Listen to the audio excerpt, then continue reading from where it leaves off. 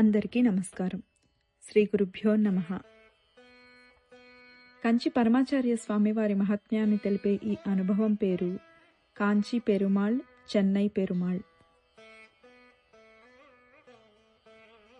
కాంచీపురంలోని వరదరాజస్వామి వారి దేవాలయ ఉత్సవమూర్తి యొక్క శంఖం పూర్తిగా శిథిలమైపోయింది. కానీ ఈ విషయం హఠాత్తుగా తెలిసింది.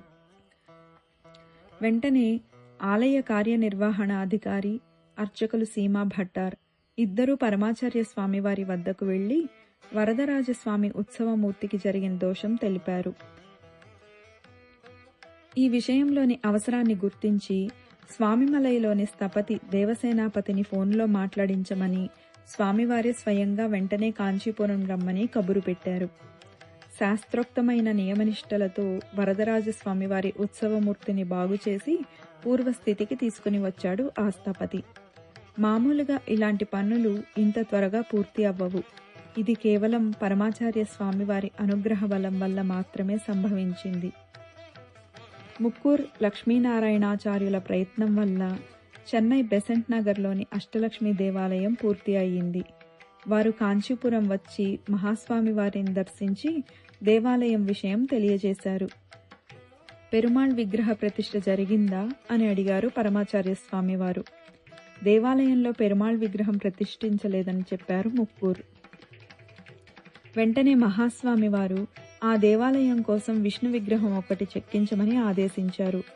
ఆ విగ్రహం తయారైన పిదప ఆయన దాన్ని మహాస్వామి వారికి చూపించడానికి తెచ్చారు.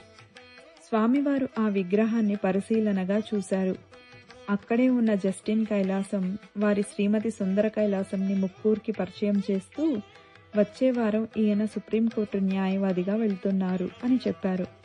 ఆయన్ని కూడా ఆ విగ్రహాన్ని పరిశీలించమని ఆదేశించారు. మహాస్వామి వారు అన్న మాటల్ని వారు భగవత్ ప్రసాదంగా భావించి స్వామివారికి ప్రణమిల్లారు. మహాస్వామి వారు చెప్పినట్లుగానే వారంలోగా ఆయన్ని సుప్రీంకోర్టు న్యాయవాదిగా నియమిస్తూ ఉత్తర్వులు జారీ చేశారు.